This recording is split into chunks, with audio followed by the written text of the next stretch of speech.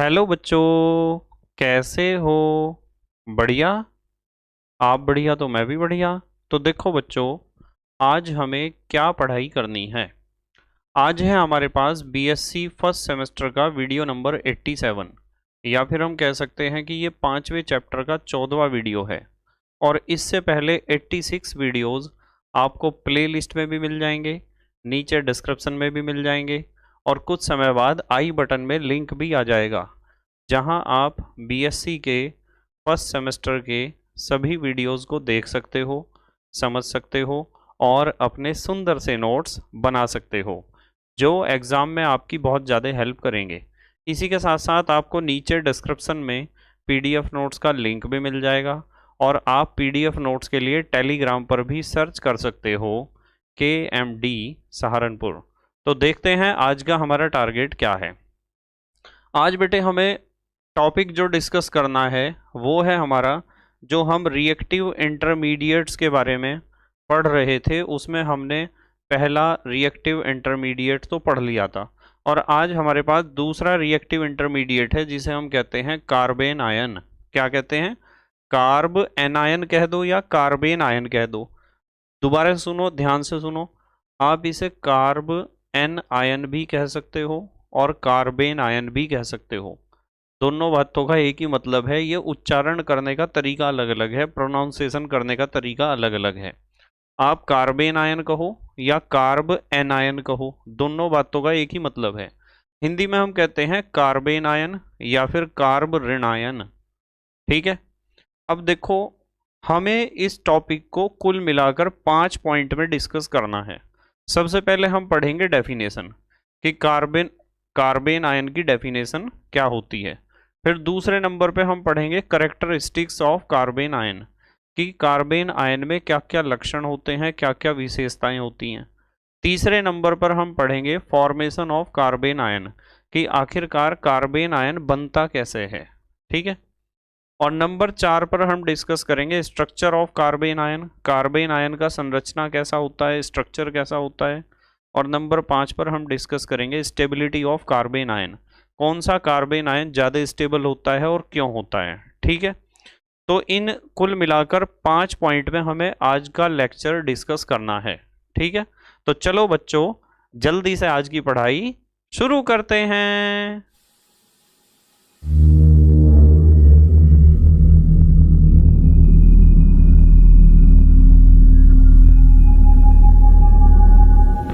तो बेटे आज हमें पढ़ना है कार्बेन आयन, और कार्बेन आयन को पढ़ने के लिए हमारे पास टोटल कितने पॉइंट्स हैं? 5 पॉइंट हैं। 5 पड़ाव में हमें इसे पढ़ना है। तो सबसे पहले आप एक काम करो, अपनी नोटबुक पे हेडिंग लिख लो कार्बेन आयन, हिंदी में भी लिख लो कार्बेन आयन, और कार्ब ऋणायन भी लिख लो। जल्दी से वीडियो को पॉज करो और हेडिंग लिखो कार्बेन आयन, फिर हम बात करेंगे। लिख लिया बेटे? ठीक है। अब देखो, मैं आपको बताता हूं कि कार्बेन आयन क्या होता है। मान लो हमारे पास मान लो हमारे पास ये कोई कार्बन एटम है। ठीक है। मान लो हमारे पास कोई कार्बन एटम है इस तरह का, और इस कार्बन एटम से यहाँ भी कोई ग्रुप जुड़ा हुआ है या एटम, और यहाँ भी कोई ग्रुप जुड़ा हुआ है, और यहाँ भी 3 ग्रुप इससे पहले से ही जुड़े हुए हैं। और यहाँ एक दूसरा ग्रुप या एटम कोई जुड़ा हुआ है, उसका नाम मैं रख देता हूँ ए या बी, कुछ भी रख सकते हो आप, एक्स भी रख सकते हो। पर यदि हम यहाँ एक्स लिखते हैं ना, तो बच्चों को कन्फ्यूजन होता है कि सर एक्स का मतलब तो शायद हेलोजन होगा, तो इसलिए हमने यहाँ हेलोजन ना एक्स ना लेके ए लिख दिया। ठीक है। अब हमें क्या करना है? हमें ये करना है कि इसमें हेट्रोलाइसिस होता है। क्या होता है? हेट्रोलाइसिस। तो मैं यहाँ लिखता हूँ हेट्रोलाइसिस, HETERO, हेट्रोलाइसिस, जिसे आप कहते हो विषम विदलन या विषमांगी मिदलन। और यदि वो हेट्रोलाइसिस ऐसे होता है कि इस बॉन्ड के दोनों इलेक्ट्रॉन कार्बन के पास चले जाते हैं, मान लो इस तरीके से हेट्रोलाइसिस हुआ, तो आपको पता है कि ये जो कार्बन एटम है जिसके पास 3 ग्रुप या एटम अटैच थे, उसके पास आ जाएगा नेगेटिव चार्ज। कैसा चार्ज आ जाएगा? Negative charge. और इस बॉन्ड के दोनों इलेक्ट्रॉन भी इसी के पास आ जाएंगे। तो आप इस तरीके से इस इलेक्ट्रॉन के जोड़े को भी दिखा सकते हो, और साथ में आपका बनेगा A पॉजिटिव। ठीक है, तो ये जो स्पीसीज बनी है ये एक आयन बना है। कैसा आयन? ये है एन आयन, क्योंकि इसके ऊपर कैसा चार्ज है? Negative charge. तो ये नेगेटिव चार्ज वाला जो एन आयन है, जिसमें एक कार्बन एटम के ऊपर नेगेटिव चार्ज है और एक इलेक्ट्रॉन का जोड़ा भी है, इस ऐसे नेगेटिव चार्ज वाले आयन को या एन आयन को हम कहते हैं कार्ब एन आयन या कार्बेन आयन। तो यदि हमें डेफिनेशन लिखनी है तो हम कैसे लिखेंगे? देखो, समझ में तो आया आपके? मैंने आपको बताया कि ये कोई ऑर्गेनिक कंपाउंड है, और उस ऑर्गेनिक कंपाउंड में क्या हुआ है? हेट्रोलाइसिस।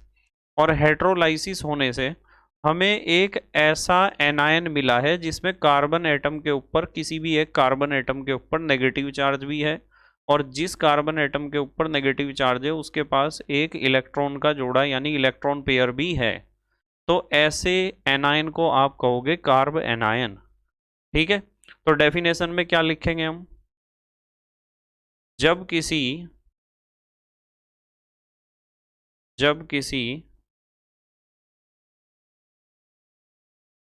ऑर्गेनिक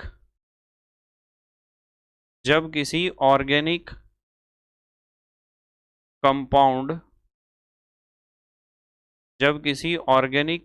में हेट्रोलाइसिस जब किसी ऑर्गेनिक कंपाउंड में हेट्रोलाइसिस होने से एक ऐसा हेट्रोलाइसिस होने से एक ऐसा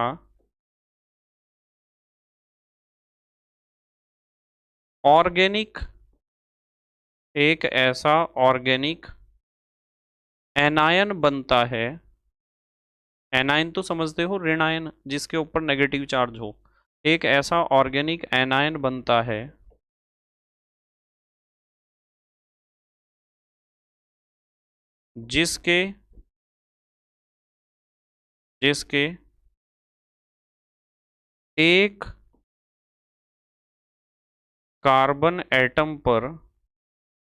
जिसके एक कार्बन एटम पर कैसा चार्ज होता है? नेगेटिव। एक कार्बन एटम पर नेगेटिव चार्ज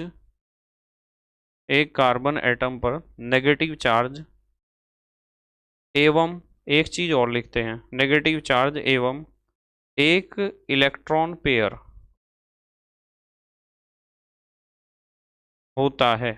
इलेक्ट्रॉन का जोड़ा भी तो इसे मिल गया। अब इलेक्ट्रॉन पेयर होता है, तो ऐसे एनायन को क्या कहते हैं? Carb anion. ऐसे एनायन को कार्ब एनायन कहते हैं। तो ये होता है कार्ब एनायन, या फिर आप कह सकते हो कार्बेन आयन। इसमें कंफ्यूजन नहीं होना चाहिए। कार्ब एनायन कहो या कार्बेन आयन कहो, दोनों बातों का एक ही मतलब है। ठीक है, मतलब आपको ये दोनों बात बतानी है कि यहाँ क्या हुआ है? ऑर्गेनिक कंपाउंड में हेट्रोलाइसिस हुआ है, और हेट्रोलाइसिस होने से आपको एक ऐसा ऑर्गेनिक आयन मिला है जिस ऑर्गेनिक आयन में कार्बन एटम के ऊपर नेगेटिव चार्ज भी है और कार्बन एटम के पास एक इलेक्ट्रॉन का जोड़ा भी है। तो ऐसे एनायन को आप कहोगे कार्ब एनायन। ठीक है, चलो अगली हेडिंग लिखते हैं। अब हमें पढ़ना है करेक्टरिस्टिक्स। तो हेडिंग लिखते हैं करेक्टरिस्टिक्स। मेरे साथ साथ लिखो, characteristics of carb anion. Carb anion में क्या क्या खासियत होती हैं उसके बारे में बात करते हैं। चलो, करेक्टरिस्टिक्स ऑफ कार्ब एनायन। ठीक है, characteristics of carb anion. Carb anion में क्या क्या खासियत होती हैं इसे हम बारी बारी से पढ़ेंगे। सबसे पहले हम बात करेंगे कार्ब एनायन में, सबसे पहले बात करेंगे हम कि कार्ब एनायन का नाम कैसे लिखा जाता है। तो सबसे पहले हम उसके नाम के बारे में बात करेंगे कि कार्ब एनायन का नाम कैसे लिखा जाता है।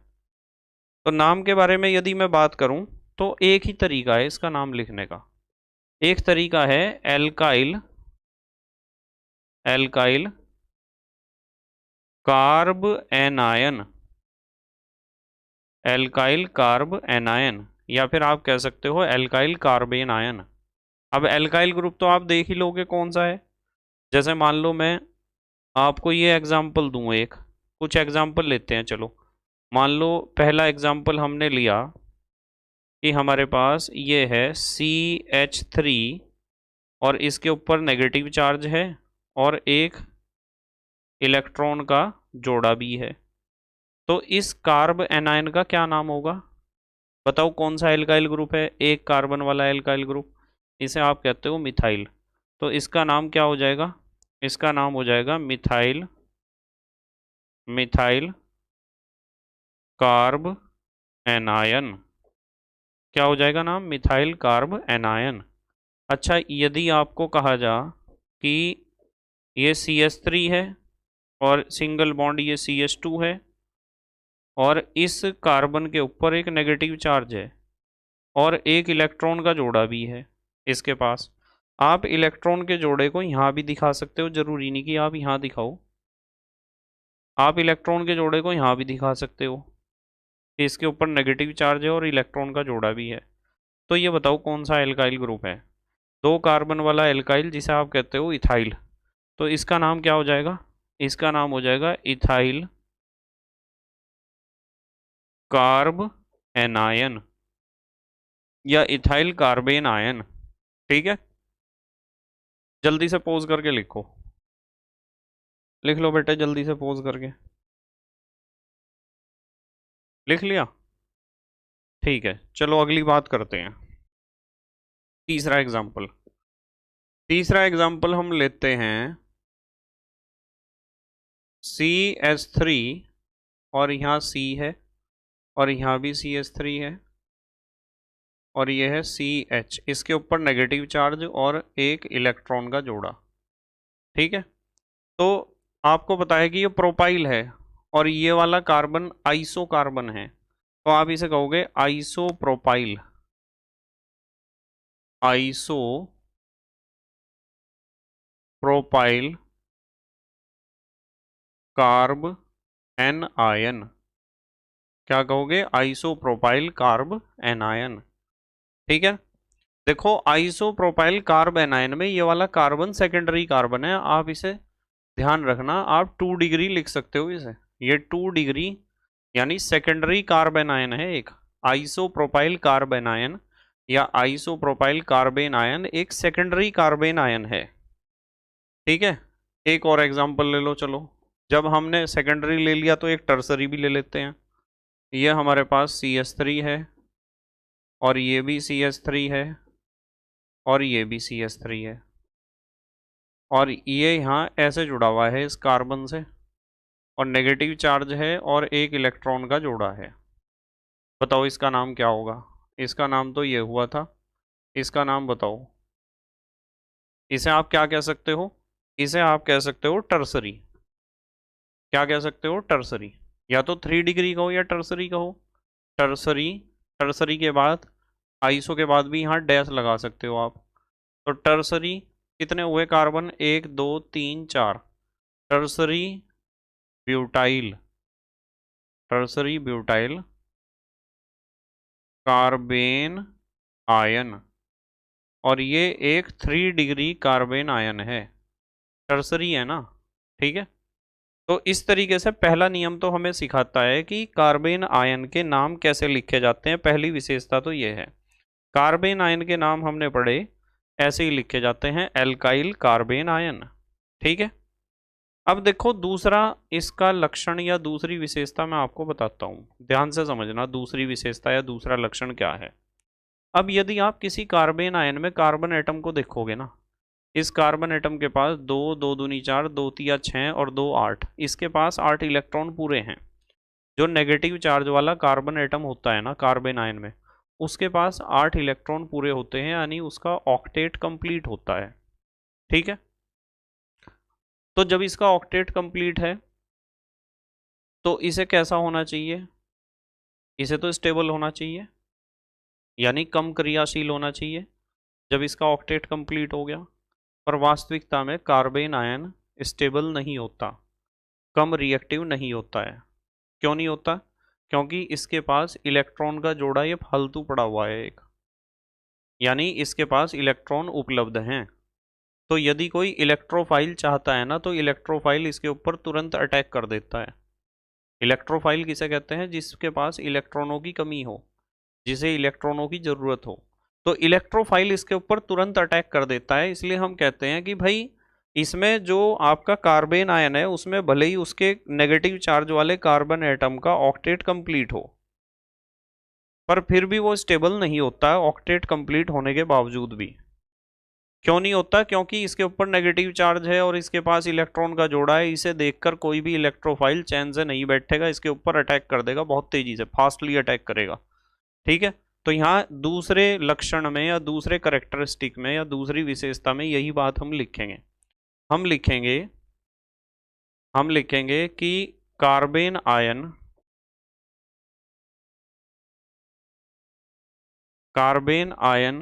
का negative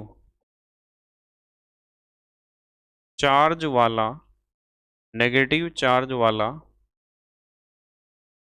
carbon atom, negative charge वाला कार्बन एटम, ऐसे नहीं लिखते, कार्बन आयन के, ऐसे लिखेंगे। सेंटेंस को थोड़ा चेंज करो। कार्बन आयन के नेगेटिव चार्ज वाले कार्बन एटम का ऑक्टेट यानी अष्टक, यानी आउटर मोस्ट ऑर्बिट में इलेक्ट्रॉन्स, कार्बन एटम का ऑक्टेट कंप्लीट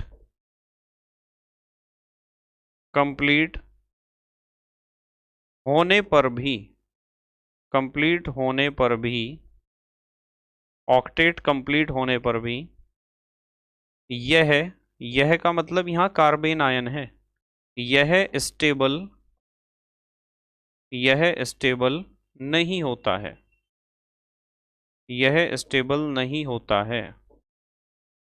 कौन नहीं होता है स्टेबल? Carbene ion. क्यों नहीं होता है स्टेबल? अभी मैं बताता हूं क्यों नहीं होता। हालांकि इसे स्टेबल होना चाहिए क्योंकि इसका ऑक्टेट कंप्लीट है, इसके नेगेटिव वाले कार्बन का। बिकॉज लिखते हैं, कभी कभी बच्चे पूछते हैं कि सर ये क्या लिखा हुआ है। इसका मतलब बिकॉज है। आपकी जो इंग्लिश की डिक्शनरी होती है ना, उसके लास्ट में इस तरीके से शॉर्ट फॉर्म दी होती है बहुत सारे वर्ड्स की, उन्हें देख लिया करो कभी कभार, क्योंकि मैं इन शॉर्ट फॉर्म का बहुत यूज़ करता हूँ। जो आपकी डिक्शनरी होती है हिंदी टू इंग्लिश वाली, उसमें ये लास्ट में शॉर्ट फॉर्म दे रखी होती हैं। तो यहाँ लिखा हुआ है स्टेबल नहीं होता है बिकॉज उस पर का मतलब कार्बेन आयन पर, बिकॉज उस पर इलेक्ट्रोफाइल को ऐसे ही तो लिखते हैं हम, देखो इलेक्ट्रोफाइल उसे कहते हैं जो इलेक्ट्रॉनों की जिसे जरूरत है। बिकॉज उस पर इलेक्ट्रोफाइल फास्टली अटैक करके क्या करता है? रिएक्शन करता है। तो इसलिए दूसरी विशेषता, दूसरा लक्षण आपको ये ध्यान रखना है। मतलब एग्जाम में क्वेश्चन इस तरह आ सकता है, यदि वेरी शॉर्ट आया कि कार्बेन आयन का जो नेगेटिव चार्ज वाला कार्बन एटम है वो उसका ऑक्टेट कंप्लीट है, यानी उसके आउटर मोस्ट ऑर्बिट में 8 इलेक्ट्रॉन पूरे होते हैं, फिर भी कार्बन आयन स्टेबल क्यों नहीं होता? तो आप बताओगे कि इसलिए नहीं होता क्योंकि उसके पास जो इलेक्ट्रॉन का जो पेयर पड़ा हुआ है एक्स्ट्रा, उस एक्स्ट्रा इलेक्ट्रॉन के पेयर के लालच में आ जाता है एक इलेक्ट्रोफाइल, और वो उस पर तुरंत क्या कर देता है? अटैक। ठीक है, तो इससे हमें पता चला कि कार्बन आयन क्या होते हैं? अनस्टेबल, यानी रिएक्टिव होते हैं। अब देखो तीसरी बात पढ़ते हैं, चलो यहाँ हम तीसरी बात, तीसरी विशेषता या तीसरा लक्षण। तीसरी विशेषता या तीसरा लक्षण हमें पढ़ना है कि हमें पता चल गया कि इनके ऊपर नेगेटिव चार्ज है, और नेगेटिव चार्ज इनके ऊपर है तो ये क्या है, अनस्टेबल हैं, यानी रिएक्टिव हैं। क्यों है? क्योंकि इलेक्ट्रोफाइल इनके ऊपर अटैक करेगा। पर जैसे ही कोई इलेक्ट्रोफाइल इनके पास आता है ना, कोई भी इलेक्ट्रोफाइल इनके पास आया, किसके, कार्बन आयन के, जितना ज्यादा इलेक्ट्रोफाइल इनके पास आएगा, इलेक्ट्रोफाइल को मैं इलेक्ट्रॉन अट्रैक्टिंग ग्रुप भी कह सकता हूँ, कोई भी इलेक्ट्रोफाइल, कोई भी इलेक्ट्रॉन अट्रैक्टिंग ग्रुप इनके पास जितना आता है, ये उतने ज़्यादा स्टेबल होते जाते हैं, यानी इनके मन को शांति पड़ती है। ध्यान रखना इस चीज़ का। मतलब कहने की बात यह है कि नॉर्मली नेगेटिव चार्ज होने के कारण ये अनस्टेबल होते हैं। लिख लो पहले मेरे साथ, नॉर्मली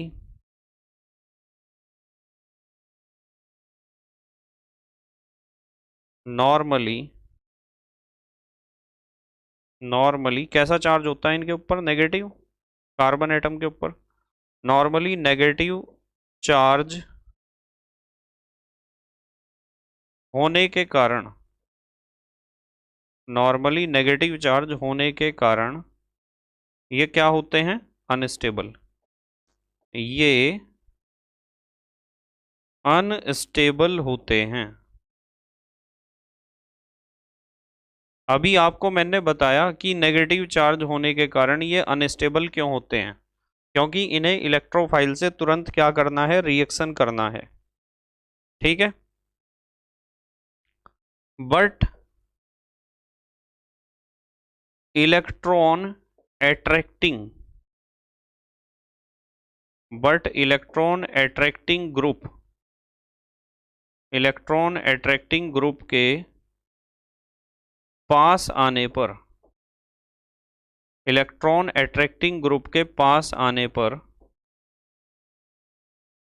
इलेक्ट्रॉन अट्रैक्टिंग ग्रुप के साथ साथ एक चीज और लिखेंगे हम, इलेक्ट्रॉन अट्रैक्टिंग ग्रुप के साथ साथ एक चीज और लिखेंगे, इलेक्ट्रॉन अट्रैक्टिंग ग्रुप, ब्रैकेट में मैं लिख देता हूं इलेक्ट्रोफाइल के पास आने पर ये क्या हो जाते हैं बताओ, पास आने पर ये स्टेबल हो जाते हैं। तो यदि कोई इलेक्ट्रॉन अट्रैक्टिंग ग्रुप इनके पास आएगा तो ये क्या हो जाते हैं, स्टेबल, क्योंकि जब ये रिएक्शन में हिस्सा ले लेंगे तो स्टेबल हो ही जाएंगे। जैसे मैं आपको कुछ इलेक्ट्रॉन अट्रैक्टिंग ग्रुप बताता हूँ कौन कौन से हैं। जैसे एग्जाम्पल में लिखते हैं कि इलेक्ट्रॉन अट्रैक्टिंग ग्रुप कौन कौन से हैं।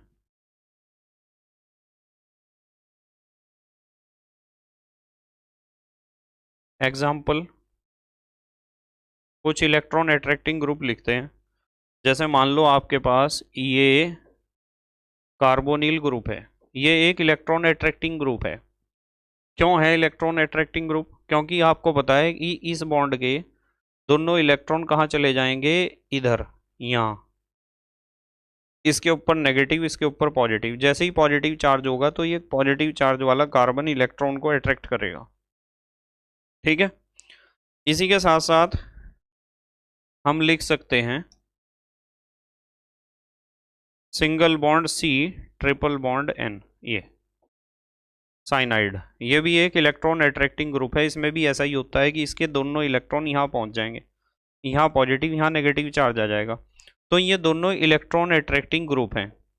यदि ये पहुँचेंगे ना किसके पास, कार्बन आयन के पास, तो कार्बन आयन के ऊपर भले ही नेगेटिव चार्ज हो पर कार्बन आयन को शांति पड़ेगी, शांति मिलेगी उसे। ठीक है, यानी स्टेबिलिटी आएगी। जल्दी से पोज करके लिखो,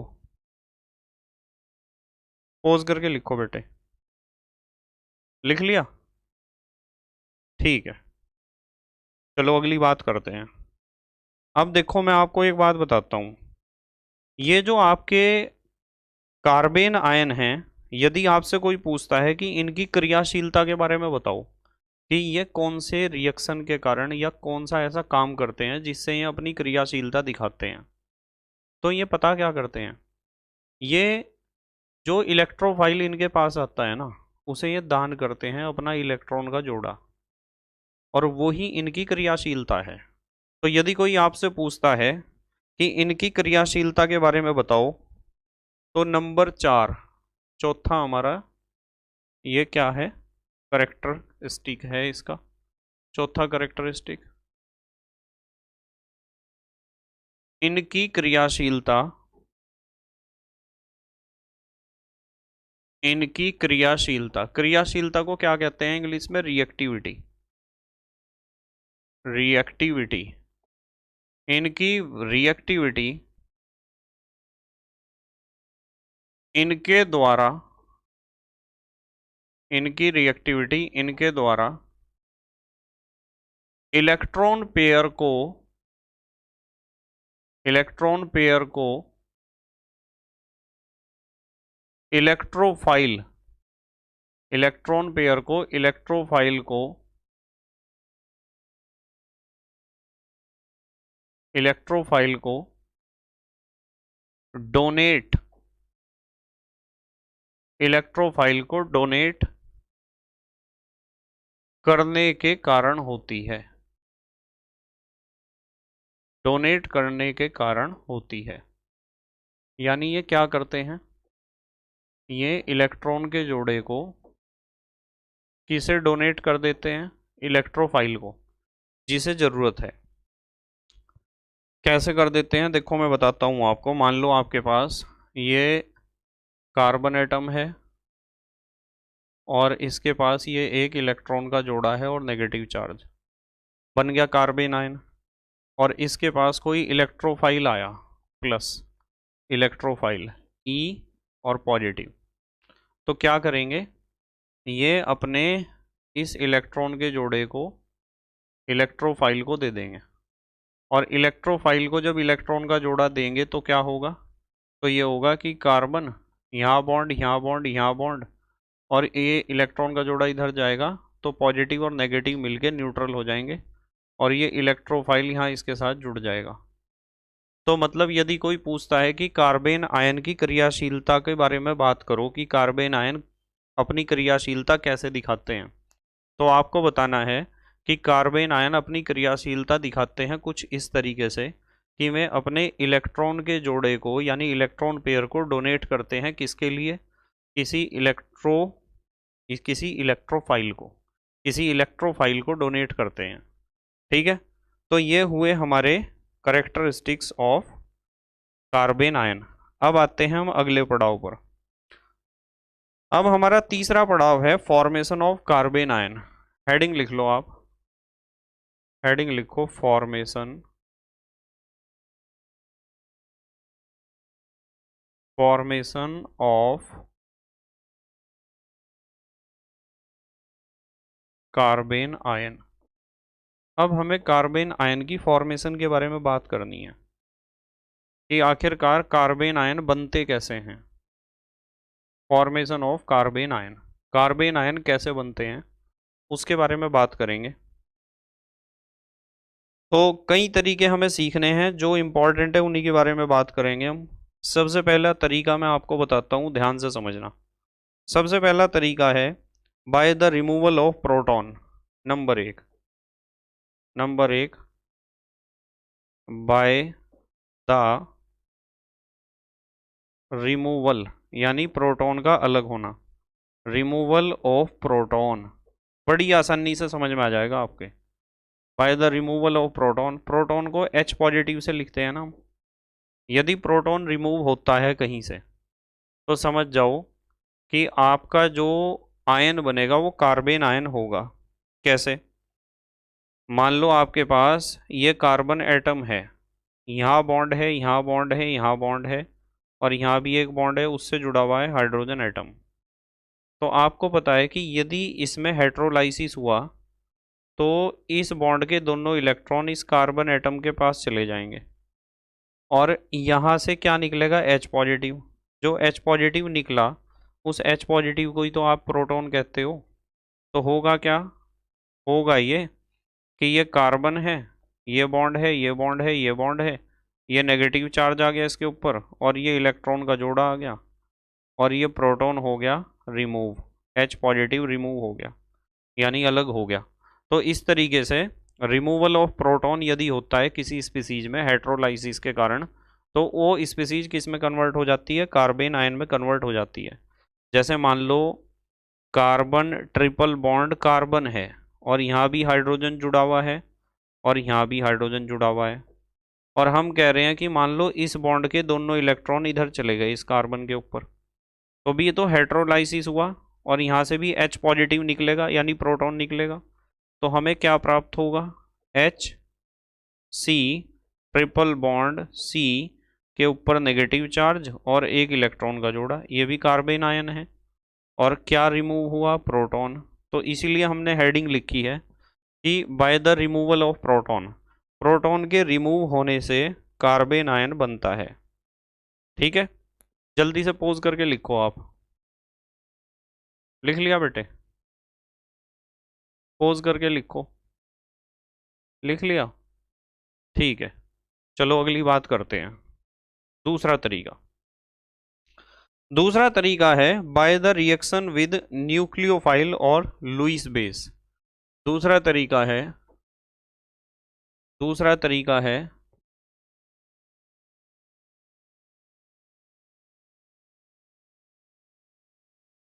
bye the reaction, bye the reaction with, ये विद का निशान है ध्यान रखना, विद न्यूक्लियोफाइल, विद न्यूक्लियोफाइल, और न्यूक्लियोफाइल को आप कह सकते हो लुईस बेस, लुईस बेस।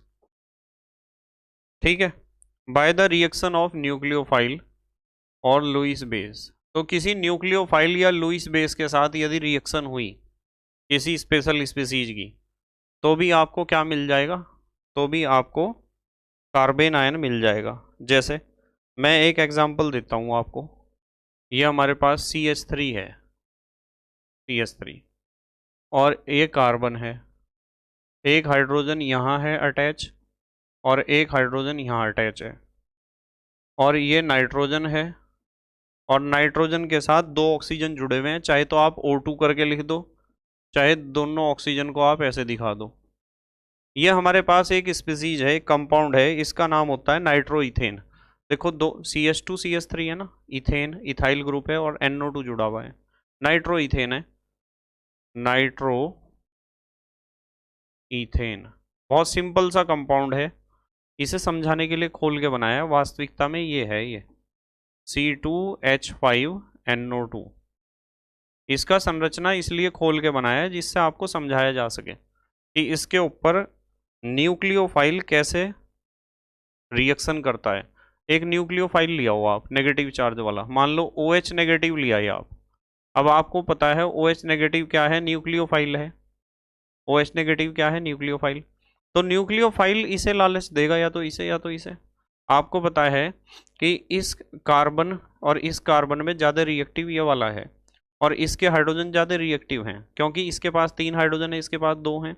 और मैंने आपको कहा था जहाँ कम हाइड्रोजन होते हैं, सेट जेफ ने कहा था वहीं से ही हाइड्रोजन एटम निकलेगा।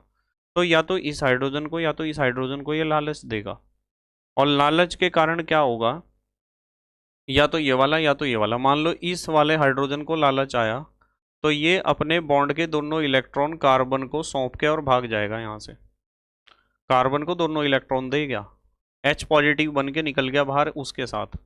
तो प्रोडक्ट क्या बना हमारा, प्रोडक्ट हमारा कुछ ऐसा बना कि ये तो CH3 है सिंगल बॉन्ड, ये कार्बन है, इसके पास दोनों इलेक्ट्रॉन आ गए और नेगेटिव चार्ज भी आ गया इसके पास। तो मुझे यूँ बताओ कि ये कार्बन आयन बना या नहीं बना, नाइट्रोजन और ये 2 ऑक्सीजन इसके पास इस तरीके से जुड़े हुए होंगे, ये बन गया आपका कार्बन आयन। ठीक है, कार्बन आयन। तो कार्बन आयन बनाने का एक तरीका ये भी है।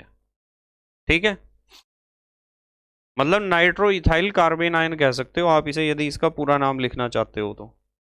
तो ये हुआ हमारा तीसरा पड़ाव, और अब आते हैं हम अगले पड़ाव पर। ये बनाने के तरीके भी आपको बता दिए किस किस तरीके से कार्बन आयन बनता है। अब हम बात करेंगे स्ट्रक्चर की। चलो हेडिंग लिखो मेरे साथ साथ, हेडिंग लिखो structure. Structure of carbene ion. Carbene ion का स्ट्रक्चर कैसा होता है उसके बारे में थोड़ी सी बात कर लेते हैं। चलो, कार्बेन आयन का स्ट्रक्चर कैसा होता है, ठीक है।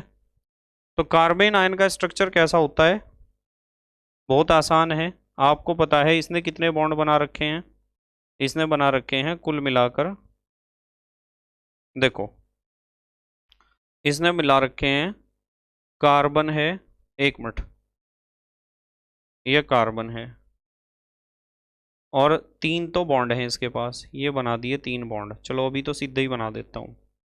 और एक है इलेक्ट्रॉन का जोड़ा और एक है नेगेटिव चार्ज, ऐसा ही तो है। या फिर हम इसे एक तरीके से और बना सकते हैं कि ये कार्बन है और इसके पास तीन बॉन्ड हैं, तीन बॉन्ड बनाऊंगा मैं, एक दो तीन, ऐसे तीन बॉन्ड बनाए। ऐसे तीन बॉन्ड इसलिए बनाए क्योंकि मुझे एक चीज़ और दिखानी है यहाँ, मुझे दिखाना है पी ऑर्बिटल जिसमें इलेक्ट्रॉन का जोड़ा पड़ा हुआ है। समझ रहे हैं ना आप, इसमें इलेक्ट्रॉन का जोड़ा है। अब देखो ध्यान से जरा आप,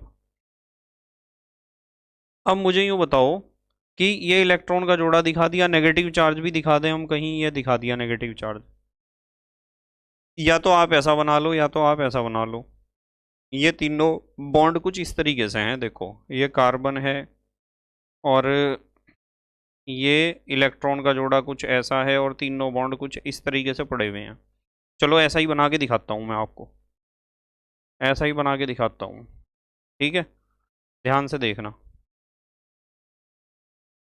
देखो ये कार्बन है और हमें तीन बॉन्ड दिखाने हैं इसके, तीन बॉन्ड, एक यहाँ दिखा देते हैं और एक दिखा देते हैं यहाँ और एक यहाँ थोड़ा सा तिरछा। तिरछा मैं इसलिए बना रहा क्योंकि हमें एक पी ऑर्बिटल भी तो दिखाना ना, इस तरीके से ये, और ये इलेक्ट्रॉन का जोड़ा दिखाना, और साथ में हमने दिखाया कि इसके ऊपर चार्ज कैसा है, नेगेटिव, इस कार्बन के ऊपर। अब करो चलो आप बात अपनी असली मुझे बताओ, मुझे यूँ बताओ, इधर लिखते हैं, चलो उधर ही लिख लेंगे। मुझे यूँ बताओ कि इस कार्बन ने सिग्मा बॉन्ड कितने बनाए, इस कार्बन ने कितने सिग्मा बॉन्ड बनाए। तो आप कहोगे कि सर ध्यान से देख रहे हम, एक दो तीन, एक दो तीन, तो सिग्मा बॉन्ड तीन हैं। फिर मैं पूछता हूँ कि इस कार्बन के पास लोन पेयर ऑफ इलेक्ट्रॉन कितने हैं, यानी इलेक्ट्रॉन के जोड़े। तो आप कहोगे कि सर ये रहा इलेक्ट्रॉन का जोड़ा, ये रहा जो पी ऑर्बिटल में है, एक इलेक्ट्रॉन का जोड़ा है। फिर मैं कहूँगा कि आप बताओ, जब आपने ये दोनों चीज़ बता दी तो मुझे यूँ बता दो कि हाइब्रिडाइज्ड ऑर्बिटल कितने होंगे, यानी इस कार्बन के कितने ऑर्बिटल हैं जो हाइब्रिडाइजेशन में पार्टिसिपेट कर रहे हैं। तो आप इनका टोटल करोगे, तीन और एक चार, चार ऑर्बिटल हैं। जब चार ऑर्बिटल हाइब्रिडाइजेशन में पार्टिसिपेट कर रहे हैं तो हाइब्रिडाइजेशन कौन सा होगा, तो हाइब्रिडाइजेशन कौन सा होगा बताओ।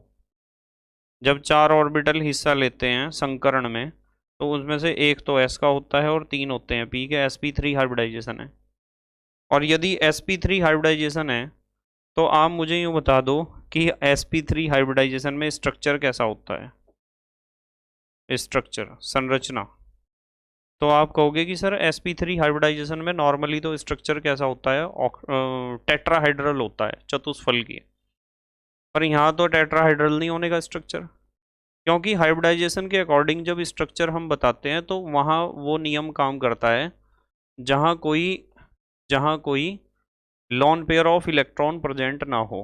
पर यहाँ तो लॉन पेयर ऑफ इलेक्ट्रॉन है, और लॉन पेयर ऑफ इलेक्ट्रॉन क्या करता है, इन तीनों बॉन्ड को नीचे की तरफ को धक्का देता है, जिसकी वजह से ये जो स्ट्रक्चर है वो टेट्राहाइड्रल ना रहकर, देखो एक कार्बन है, यहाँ बॉन्ड, यहाँ बॉन्ड, यहाँ बॉन्ड और यहाँ लोन पेयर, ये मतलब यदि sp3 हाइब्रिडाइजेशन को देखो बिना लोन पेयर के तो ये स्ट्रक्चर टेट्राहाइड्रल होना चाहिए और ये वाला एंगल होना चाहिए 109 डिग्री 28 मिनट, इतना ये एंगल इतना होना चाहिए और ये स्ट्रक्चर होना चाहिए टेट्राहाइड्रल।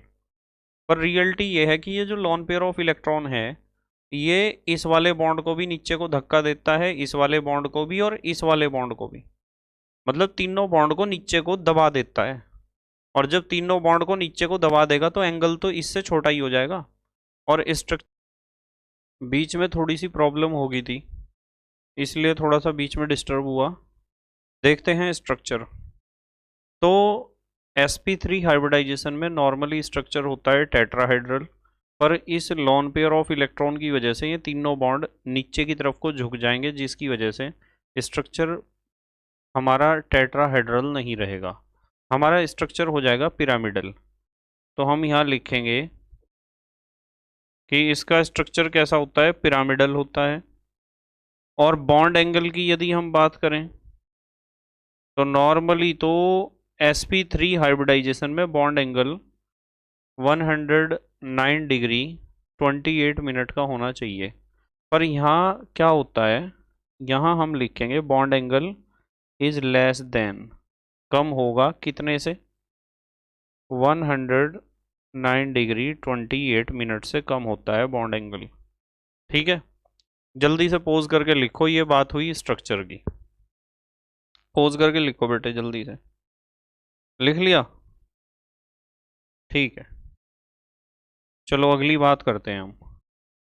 हेडिंग लिखते हैं stability of carbene ion. Heading लिखो स्टेबिलिटी, स्टेबिलिटी,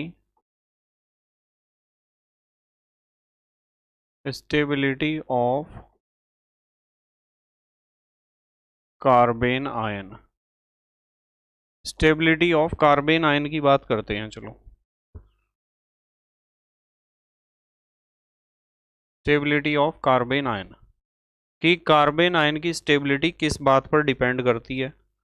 और इसमें हम सबसे पहले जो बात करेंगे, दो बातें मैं आपको इसमें सिखाऊंगा, दोनों बातें आपको ध्यान से सीखनी है बिल्कुल। सबसे पहली बात तो आपको ये ध्यान रखनी है कि कार्बेन आयन की जो स्टेबिलिटी होती है ना, कार्बेन आयन की जो स्टेबिलिटी होती है वो डायरेक्टली प्रोपोर्शनल होती है रेजोनेटिंग स्ट्रक्चर के। मान लो कोई कार्बेन आयन ऐसा है वो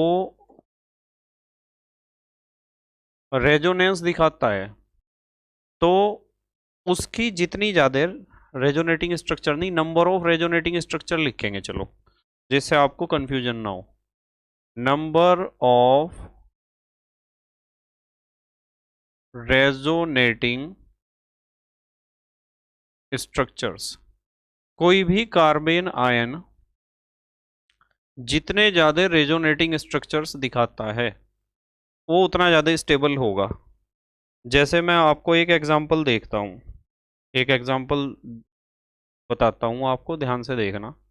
एक एग्जांपल है हमारे पास, ये है CH3 सिंगल बॉन्ड C,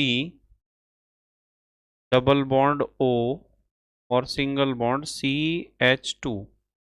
और मान लो ये जो कार्बन है CH2 वाला, इसके ऊपर यहाँ नेगेटिव चार्ज है, ये है नेगेटिव चार्ज, और लोन पेयर तो होगा ही, एक एक्स्ट्रा पेयर इलेक्ट्रॉन का तो होगा ही।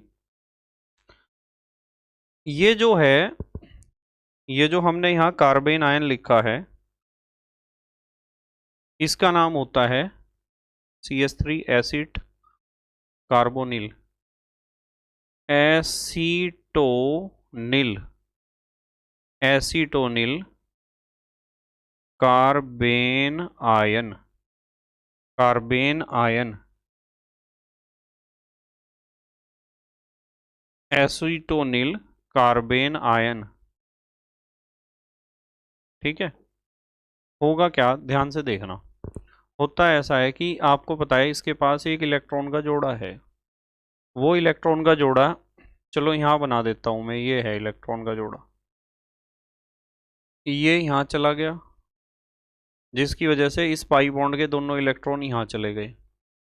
अब स्थिति क्या बनी, स्थिति ये बनी कि ये तो CH3 है ही, कोई दिक्कत नहीं। सिंगल बॉन्ड C, यहाँ सिंगल बॉन्ड होगा, ऑक्सीजन होगा, इलेक्ट्रॉन का जोड़ा चला गया और नेगेटिव चार्ज, ये नेगेटिव चार्ज इसके ऊपर आ गया अब। और ये सिंगल बॉन्ड C, यहाँ सिंगल बॉन्ड किस में बदल जाएगा, डबल बॉन्ड में CH2। और फिर क्या होगा, फिर ऐसा होगा कि ये इलेक्ट्रॉन का जोड़ा दोबारा फिर यहाँ आ जाएगा, जिसकी वजह से पाई बॉन्ड के दोनों इलेक्ट्रॉन फिर यहाँ चले जाएंगे और ये फिर दोबारा से इसमें कन्वर्ट हो जाएगा। तो इसका मतलब ये है कि एसीटोनाइल कार्बेन आयन जो है उसके कितने रेजोनेटिंग स्ट्रक्चर हैं, 2। इसलिए जो भी कार्बेन आयन रेजोनेंस दिखाता है वो कार्बेन आयन स्टेबल होता है। इसने रेजोनेंस दिखाया तो ये स्टेबल है। चलो एक अच्छा सा एग्जांपल लेता हूँ जिसमें आपको रेजोनेंस स्पष्ट रूप से दिखाई दे। वैसे तो रेजोनेंस इसमें भी दिखाई दे रहा है स्पष्ट रूप से, पर हम मान लो ये बेंजीन रिंग है, ध्यान से देखना, ये बेंजीन रिंग बनाई यानी C6H5 और इसके ऊपर हमने जोड़ दिया CH2, ये बन गया बेंजाइल ग्रुप, ठीक है। और इसके ऊपर हमने दिखा दिया नेगेटिव चार्ज और एक इलेक्ट्रॉन का जोड़ा भी दिखा दिया, और यहाँ हमने दिखा दिए इसके बॉन्ड, तीनों बॉन्ड इस तरीके से। तो ये जो कार्बेन आयन है बेंजाइल कार्बेन आयन है, ठीक है। कौन सा, बेंजाइल कार्बेन आयन। इसके ऊपर लिख देता हूं बेंजाइल कार्बेन आयन। अब देखो इसमें तो आपको पता चल रहा होगा कि रेजोनेंस देखने को मिलेगा, पक्की बात है, इसमें तो रेजोनेंस देखने को मिलेगा हमें। कैसे कैसे रेजोनेंस देखने को मिलेगा उसे ही हम पढ़ेंगे अब, देखना ध्यान से। पहला स्ट्रक्चर ये है, एक स्ट्रक्चर में यहाँ बनाऊंगा, रेजोनेटिंग स्ट्रक्चर ही होगा वो भी, और एक स्ट्रक्चर यहाँ बना देंगे, कितने हुए, 3। और एक स्ट्रक्चर हम बनाएंगे यहाँ 4, और एक स्ट्रक्चर बनाएंगे यहाँ 5। इसके 5 स्ट्रक्चर बनेंगे, देखो कैसे। अब आपको पता है ये पांचों स्ट्रक्चर एक दूसरे में क्या होंगे, चेंज होंगे, और ये एक कार्बेन आयन है। कैसा आयन है, कार्बेन आयन। ध्यान ये रखना है कि ये जो आपके पास इलेक्ट्रॉन का जोड़ा है, ये इलेक्ट्रॉन का जोड़ा यहाँ आ सकता है डबल बॉन्ड बनाने के लिए, और यदि यहाँ डबल बॉन्ड बन गया तो आपको पता है इस पाई बॉन्ड के दोनों इलेक्ट्रॉन इस कार्बन के सिर पे जाके बैठ जाएंगे। तो स्थिति ये बनेगी, यहाँ तो डबल बॉन्ड आ गया और ये हुआ CH2, ठीक है। और यहाँ ये इलेक्ट्रॉन का जोड़ा जब यहाँ जाके बैठा तो यहाँ दिखा दिया हमने इलेक्ट्रॉन पेयर, और नेगेटिव चार्ज भी यहीं दिखा दिया।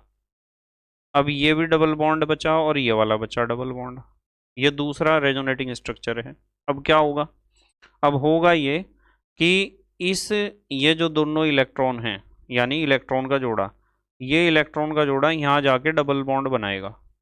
यदि इसने यहाँ डबल बॉन्ड बनाया तो इस पाई बॉन्ड के दोनों इलेक्ट्रॉन फिर इस कार्बन के ऊपर जाके बैठेंगे, इसे परेशान करेंगे। तो स्थिति ये बनेगी कि यहाँ तो ये डबल बॉन्ड CH2 है और यहाँ डबल बॉन्ड नया बना, ये पुराने वाला पाई बॉन्ड के दोनों इलेक्ट्रॉन यहाँ चले गए नेगेटिव चार्ज के साथ, और ये बॉन्ड हमारे पास है अभी।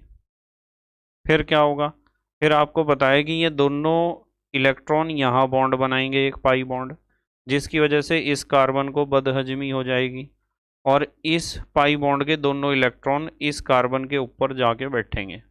तो स्थिति यह है कि ऊपर तो डबल बॉन्ड है, ऊपर तो डबल बॉन्ड है, यहाँ भी पहला बॉन्ड है, ये नया बॉन्ड बना और इस बॉन्ड के दोनों इलेक्ट्रॉन यहाँ जाके बैठ गए बेटे, और ये नेगेटिव चार्ज आ गया यहाँ। अब ये परेशान है कार्बन, ये परेशान है, तो ये दोनों इलेक्ट्रॉन यहाँ पाई बॉन्ड बनाएंगे, जिसकी वजह से वो जो यहाँ नया बॉन्ड बना था उसके दोनों इलेक्ट्रॉन फिर वहाँ जाकर बैठेंगे। स्थिति ये बनेगी कि यहाँ सिंगल बॉन्ड बचेगा और ये CH2 बचेगा और ये लोन पेयर बचेगा और ये नेगेटिव चार्ज इसके ऊपर आ जाएगा, यहाँ बॉन्ड और यहाँ बॉन्ड। तो आप जब इस वाले और इस वाले स्ट्रक्चर को देखते हो तो आपको समझ में आता है कि ये तीनों बॉन्ड और ये तीनों बॉन्ड अलग अलग जगह हैं। तो इसका मतलब ये है कि बेंजाइल कार्बेन आयन जो है हमारा, वो रेजोनेंस दिखाता है और 5 स्ट्रक्चर बने उसके रेजोनेटिंग। इसका मतलब ये है कि ये बेंजाइल कार्बेन आयन भी बहुत ज़्यादा क्या होगा, स्टेबल होगा। तो पहला फैक्टर जो हमने यहाँ डिस्कस किया है वो है स्टेबिलिटी, डायरेक्टली प्रोपोर्शनल होती है नंबर ऑफ रेजोनेटिंग स्ट्रक्चर्स के। कोई भी कार्बेन आयन जितने ज़्यादा रेजोनेटिंग स्ट्रक्चर दिखाता है वो कार्बेन आयन उतना ही ज़्यादा क्या होता है, स्टेबल। जल्दी से पोज करके लिखो, जल्दी से पोज करके लिखो। लिख लिया बेटे? ठीक है, चलो अगली बात करेंगे। दूसरा फैक्टर मैं आपको बताता हूँ, दूसरा फैक्टर क्या है। दूसरा फैक्टर, जो आपके एल्काइल ग्रुप होता है ना, alkyl group, alkyl group, alkyl group को मैं कह सकता हूं प्लस आई ग्रुप। आप एल्काइल ग्रुप कह दो या प्लस आई ग्रुप कह दो, दोनों बात एक ही है। एल्काइल ग्रुप डिक्रीज करता है स्टेबिलिटी को, प्लस आई ग्रुप हमेशा स्टेबिलिटी को डिक्रीज करता है कार्बेन आयन की। यानी एल्काइल ग्रुप यानी plus I group decreases the stability of carbene ion.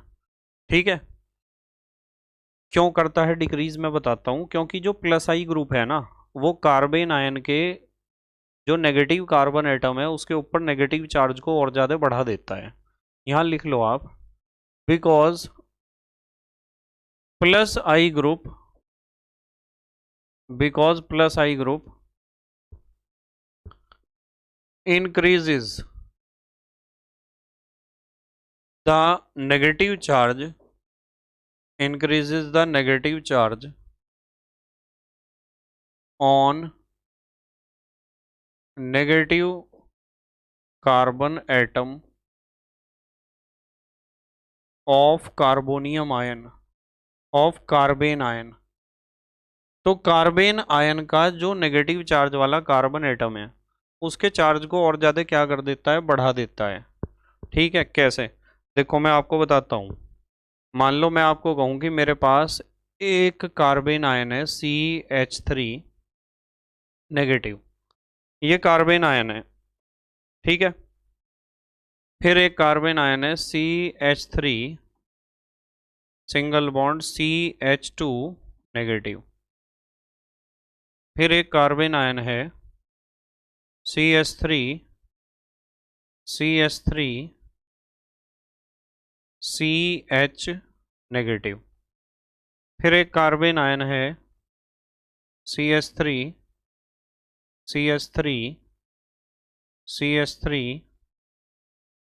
C negative. In carbon ion को देख लो आप, आपको पता है ये तो आपका जो है मिथाइल कार्बेन आयन है। क्या है? मिथाइल। यहाँ मिथाइल लिख लो या फिर CH3 लिख लो।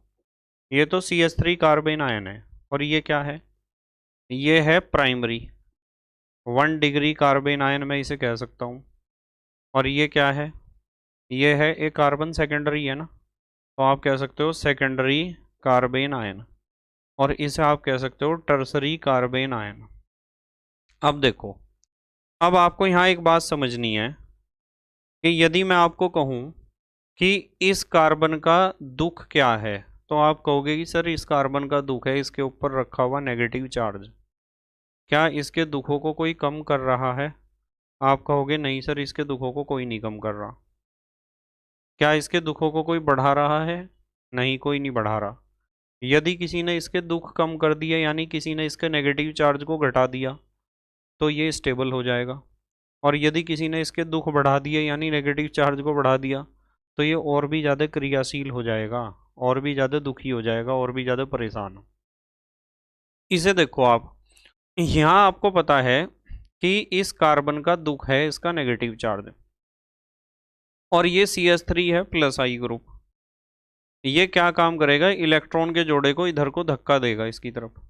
यानी कुछ तो ये अपने दुखों से दुखी है नेगेटिव चार्ज की वजह से, और इस मिथाइल ने भी इसे और ज़्यादा इलेक्ट्रॉन दे दिए, तो इसका तो नेगेटिव चार्ज और भी ज़्यादा बड़ा हो जाएगा, और भी ज़्यादा खड़ा हो जाएगा।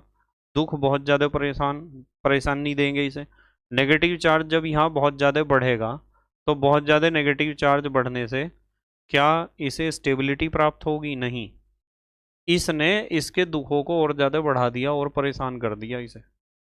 इसलिए इन दोनों में ज़्यादा स्टेबल ये होगा। तो ज़्यादा स्टेबल कौन सा होगा? इन दोनों में ज़्यादा स्टेबल बेटे ये होगा, ये। ठीक है, कौन है? मिथाइल। ये मिथाइल, ये ज़्यादा स्टेबल है, तो मैं कहूँगा यहाँ ऐसा निशान लगेगा। अब यदि आप इसकी और इसकी कंपैरिजन करो, तो आप कहोगे कि सर ये कार्बन का नेगेटिव चार्ज दुख है, इसके दुखों को ये भी बढ़ा रहा है, ये भी अपने इलेक्ट्रॉनों को इधर धक्का दे रहा, और ये भी। जब इलेक्ट्रॉनों को इधर को धक्का दे रहे हैं, तो ये तो नेगेटिव चार्ज और भी ज़्यादा बढ़ा रहे हैं उसके ऊपर, उसके दुखों को और भी बढ़ा रहे, दो दो हैं उसके दुखों को बढ़ाने वाले। तो इससे तो कम स्टेबल ये होगा, यानी ये तो इस वाले से भी ज़्यादा स्टेबल ये है, और इससे ज़्यादा ये है। और ऐसे ही यहाँ देख लो आप, यहाँ कार्बन के नेगेटिव चार्ज रूपी दुखों को बढ़ाने वाले तीन तीन हैं, तो ये तो और भी ज़्यादा इसे बेचैन कर देंगे, कहाँ का स्टेबिलिटी मिलेगी इसे। तो इसलिए आपको ध्यान रखना है कि जो मिथाइल कार्बेनियम आयन होता है, मिथाइल कार्बेन आयन होता है, वो प्राइमरी से ज़्यादा स्टेबल होता है, और प्राइमरी सेकेंडरी से ज़्यादा स्टेबल, और सेकेंडरी टर्सरी से ज़्यादा स्टेबल। तो कार्बेन आयन में सबसे ज़्यादा स्टेबल होता है मिथाइल कार्बेन आयन, और सबसे कम स्टेबल होता है टर्सरी कार्बेन आयन। जबकि कार्बोनियम आयन में हमने इसका उल्टा पढ़ा था, कार्बोनियम आयन में टर्सरी सबसे ज़्यादा स्टेबल था, और प्राइमरी या मिथाइल सबसे कम स्टेबल था। ठीक है, तो उम्मीद है आज का टॉपिक आपके समझ में आया होगा। फिर भी हम एक बार इसे पढ़ लेते हैं, एक बार रिवाइज कर लेते हैं सारी चीज़ को, जिससे आपको थोड़ा सा पता चल जाए क्या क्या हमने डिस्कस किया है। सबसे पहले हमने बात करी थी कार्बेन आयन या कार्ब ऋण आयन की डेफिनेशन, कि जब किसी ऑर्गेनिक कंपाउंड में हेट्रोलाइसिस होने से कोई ऐसा एनायन बनता है जिसमें कार्बन के ऊपर, कार्बन एटम के ऊपर नेगेटिव चार्ज हो और एक इलेक्ट्रॉन का जोड़ा हो, तो ऐसे एनायन को हम कहते हैं कार्बेन आयन। फिर हमने करेक्टरिस्टिक ऑफ कार्बेन आयन में पढ़ा कि इसका नाम लिखा जाता है एल्काइल कार्बेन आयन की तरह, जैसे methyl carbene ion, ethyl carbene ion. ठीक है, फिर हमने पढ़ा दूसरा इसका करेक्टरिस्टिक कि कार्बेन आयन के नेगेटिव चार्ज वाले कार्बन एटम का ऑक्टेट कंप्लीट होने पर भी यह स्टेबल नहीं होता है, बिकॉज उस पर इलेक्ट्रोफाइल फास्टली अटैक करके रिएक्शन करता है, इसलिए वो स्टेबल नहीं होता।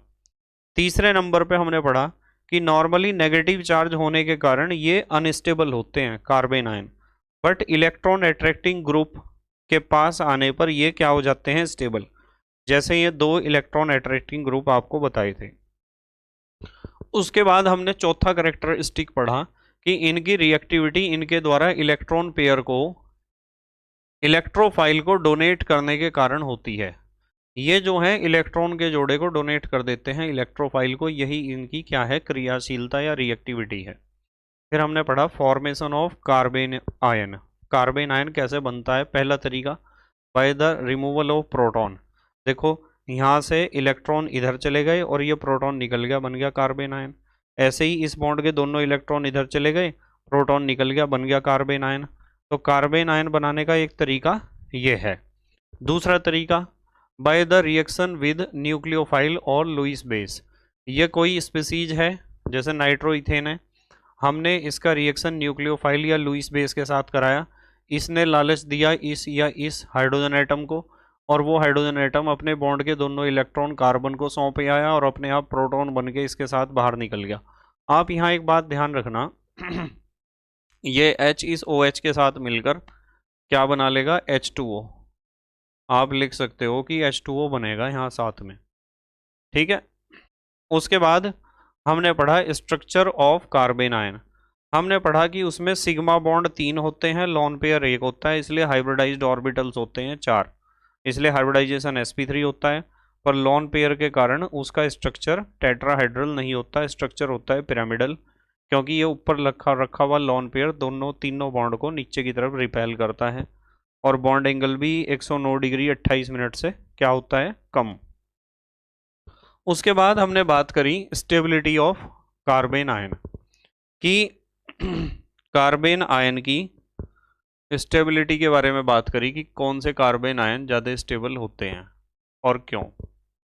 ठीक है, तो स्टेबिलिटी ऑफ कार्बेन आयन में हमने पढ़ा कि स्टेबिलिटी डायरेक्टली प्रोपोर्शनल होती है नंबर ऑफ रेजोनेटिंग स्ट्रक्चर्स के। जैसे हमने देखा इसके 2 रेजोनेटिंग स्ट्रक्चर है तो ये स्टेबल होगा, और बेंजाइल कार्बेन आयन के 5 रेजोनेटिंग स्ट्रक्चर है, ये और भी ज़्यादा स्टेबल होगा। ठीक है, और उसके बाद नंबर 6 आप जो है ना यहाँ से इसे क्लिक, चलो बाद में देखेंगे, प्रिपेयर टू एक्सपोर्ट कर रहा है। यहाँ एक आएगा QR कोड, उसे स्कैन कर लेना, उससे आपको नोट्स दिख जाएंगे पूरे। इस QR कोड को स्कैन कर लो आप, मैं साथ साथ आपको समझा भी रहा हूँ। Alkyl group plus I group decreases the stability of carbene ion because plus I group increases the negative charge on negative carbon atom of carbene ion। इसे स्कैन करोगे तो आपको सारे नोट्स मिल जाएंगे जो आज मैंने पढ़ाया बोर्ड के ऊपर। इसे स्कैन कर लो आप स्कैनर से अपने। देखो, जो हमारा मिथाइल कार्बेन आयन होता है सबसे ज़्यादा स्टेबल होता है, और जो टर्सरी कार्बेन आयन होता है सबसे कम स्टेबल होता है। रीज़न मैंने एक्सप्लेन कर दिया। ठीक है, बस उम्मीद है कि आपको समझ में आया होगा आज का टॉपिक पूरा। मेहनत और ईमानदारी से पढ़ाई करते रहो और अपने हैंड रिटन नोट्स बनाते रहो। तो thank you very much for watching this video. Okay, bye.